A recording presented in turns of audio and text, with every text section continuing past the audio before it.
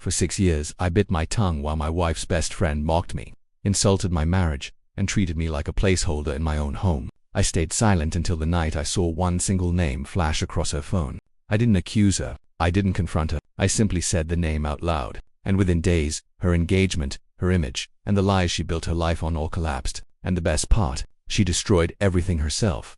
I've been married to my wife, Olivia, for 6 years. And for most of that time, I believed our marriage was built on stability, something steady, quiet, and dependable. But that stability always had a crack running through it. And that crack had a name: Lydia, Olivia's best friend from college. From the first handshake, Lydia made it clear she didn't think I was good enough. She looked me up and down, smirked and said, "Well, at least he seems okay," as if Olivia had brought home a disappointing thrift store purchase. Over the years, her comments became sharper. She joked about my job being safe but boring, mocked our routines, suggested Olivia had given up her wild streak, and even made comments about our sex life that were so inappropriate strangers in the room would go silent. Whenever I told Olivia her friend crossed a line, she always gave the same exhausted excuse: "That's just how Lydia is."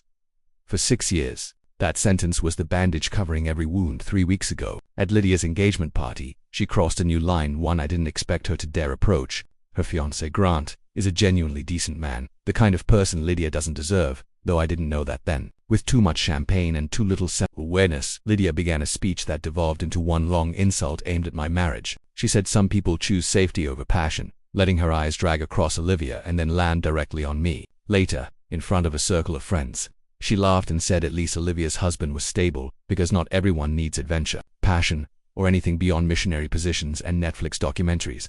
Olivia laughed along with her, and something in me went still. I pulled Olivia aside and said Lydia went too far. And like a reflex she didn't even think about, Olivia said the same old line: she was joking, "Don't take it personally." Then she walked away, leaving me standing alone in the middle of a crowded room, holding my dignity like something fragile I wasn't supposed to complain about. That's when I noticed Lydia standing a few feet away, texting someone with a smile I had never once seen her give Grant. When he leaned over to look at her screen, she snapped her phone away. I'd seen her do this before, at dinners, birthdays, weekend outings. Weekend outings, always a work thing, always a deadline, always some excuse. But that night, she was careless. When her screen lit up again, 3 messages flashed from a contact named Damon. Tuesday, same hotel. Can't wait. I didn't snoop. I didn't pick up her phone. I simply saw what she allowed to appear. And in that moment, every broken piece of the last 6 years snapped into place. Olivia wasn't protecting Lydia because Lydia was good. She was protecting an illusion she didn't want to lose. When Olivia walked back toward me, I no longer felt hurt, I felt clear. And I said something so simple it startled her. I understand, because clarity is quiet, and once it arrives, nothing looks the same again. The morning after the engagement party, I received a LinkedIn invitation from Grant. He had mentioned wanting to connect for potential business reasons. So at first it seemed harmless, but as I stared at the notification, that moment of clarity from last night returned: the steady, quiet realization that I had spent years letting Lydia step all over me while pretending it didn't matter. And for the first time, I felt no urge to protect her. Still, I didn't expose anything. I didn't mention cheating, didn't hint at betrayal, didn't imply anything malicious. I simply sent Grant a casual message: "By the way, I think I might have seen the name Damon from Lydia's office yesterday. Maybe accounting." Looked like a Tuesday deadline. It was vague, harmless, almost meaningless. An hour later, Grant replied, "Her company doesn't have anyone named Damon." That was the moment the ground shifted. I didn't need to say another word. Within days, whispers spread. The wedding was postponed, guests were being notified, and Grant suddenly seemed distant in every group chat. Olivia didn't ask questions, but the tension in her shoulders told me she knew something was happening. Then came the confrontation I didn't expect. When I walked into the living room one afternoon and found Lydia sitting on my couch and invited, her face blotchy from crying and twisted with anger, I understood immediately she wasn't here for a conversation. She was here for a scapegoat. Olivia stood behind her, arms folded, clearly uncomfortable. Lydia's voice trembled with rage as she said, "You need to fix this." I asked, calmly, "Fix what?" And she snapped, "Don't play stupid. You made Grant suspicious. You need to call him and tell him you lied." I repeated the truth. I didn't lie. I saw a name. Lydia's voice rose into a frantic scream. "You ruined my life." And I looked her in the eye and said evenly, "Your actions ruined your life, not me." Her expression twisted into something ugly as she realized she could no longer manipulate the narrative. Then she pivoted toward Olivia, desperate for backup, and delivered the line that ended everything. "At least I go after what I want, unlike you settling for a safe, boring marriage." The air left the room. Olivia's face shifted: shock, then hurt, then a cold, cutting clarity I had never seen in her before. Lydia's words didn't just cross a line. They burned the entire bridge. For the first time in years, Olivia saw Lydia exactly as she was. In a voice that wavered but didn't break, she said, "Get out." Lydia blinked like she couldn't comprehend it, stammering excuses about being emotional and misunderstood. Olivia didn't budge. "Get out."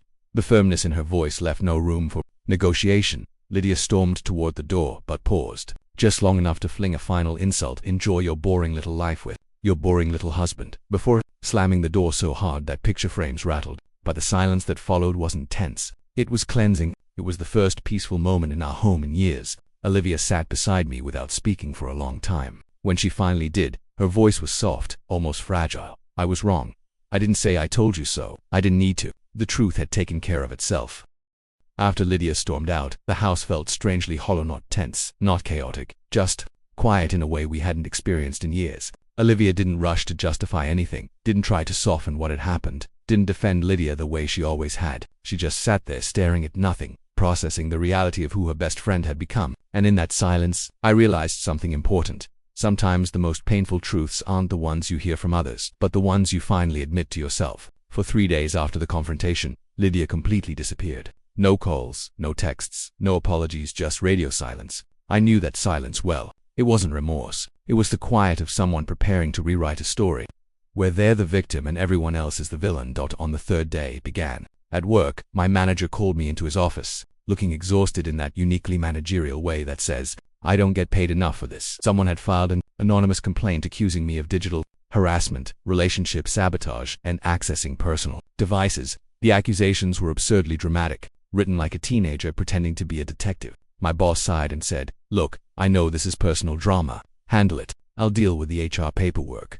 I walked out more tired than angry, and when I told Olivia, she wasn't shocked, just heartbroken, because she finally saw the pattern Lydia had always lived by: manipulate, blame, destroy, then cry victim when the consequences hit. 2 days later, Grant called. He sounded drained but incredibly calm, as if exhaustion had sanded down every edge he once had. He thanked me not dramatically, not awkwardly, just genuinely for giving him the small nudge he needed to look deeper. He told me Lydia had been calling him non-stop, sobbing, screaming, apologizing, threatening, bargaining. When he blocked her, she physically showed up at his workplace and caused such a scene that his company's security had to escort her out. That was the moment Olivia and I knew we were past the point of friend drama. This wasn't personal anymore. This was legal. We collected every voicemail, every text, every social media post, dripping with vague accusations. The folder of evidence grew fast.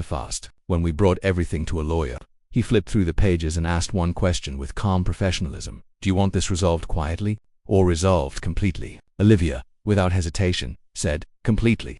Once Lydia realized she wasn't getting the reactions she wanted from us, she escalated. She posted vague, targeted messages on social media about fake friends and jealous spouses. She created burner accounts to message my workplace clients. She called Olivia 27 times in one afternoon, leaving voicemails that swung wildly between rage and desperation. And still, I never responded. I didn't feed the fire. I didn't defend myself. I let her burn out on her own. When she violated the cease and desist by showing up at Olivia's office erratic, shouting in the lobby like someone in the middle of a meltdown, the restraining order was granted almost instantly. At the hearing, Lydia looked nothing like the confident, smug woman who had mocked my marriage for years. She looked unhinged, unraveling. Her voice cracked as she accused everyone, me, Olivia, Grant, even her co-workers, of conspiring against her. But the judge didn't need emotion. The evidence spoke louder than Lydia ever could, and for the first time in 6 years, the weight she had placed on our lives finally began to lift.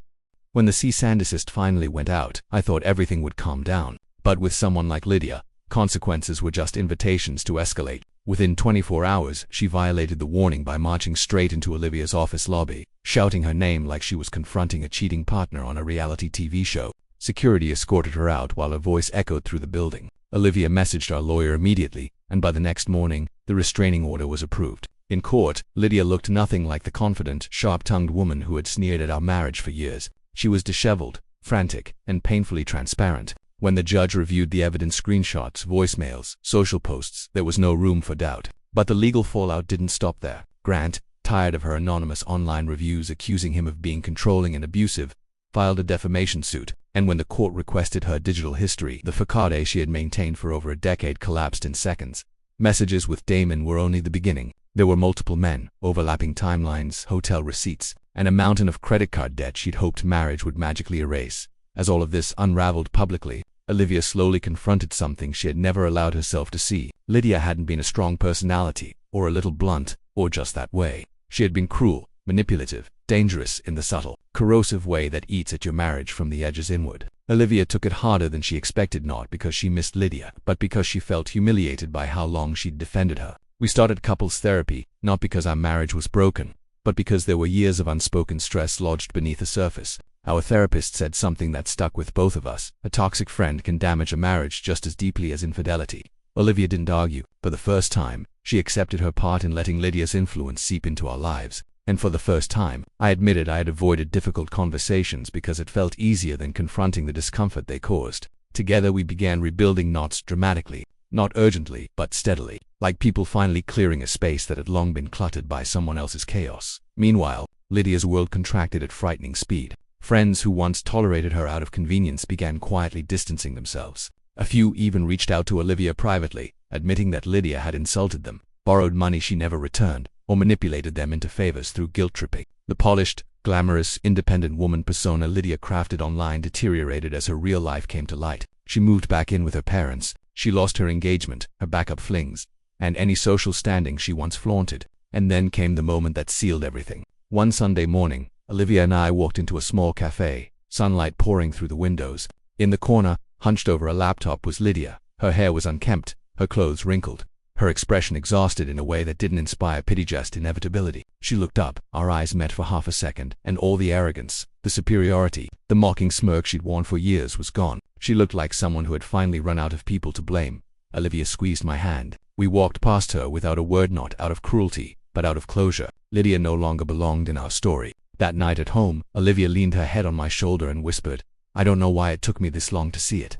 I didn't answer. I didn't need to. The peace in our home, the quiet steadiness between us, said everything. A week later we booked a small vacation, just the two of us. No third wheel. No constant belittling disguised as jokes. No shadow of someone else's bitterness hanging over our marriage. And that's the irony that still makes me breathe easier. The quiet, stable life Lydia mocked has become the happiest, strongest version of our marriage. Meanwhile, she's living the exact life she once sneered at, limited, lonely, stripped of illusion. People ask me if I feel triumphant. I don't. I feel free. Because the best justice isn't loud. It isn't dramatic. It isn't revenge. It's simply walking into the next chapter of your life while the ones who tried to poison it finally face the consequences of being exactly who they are.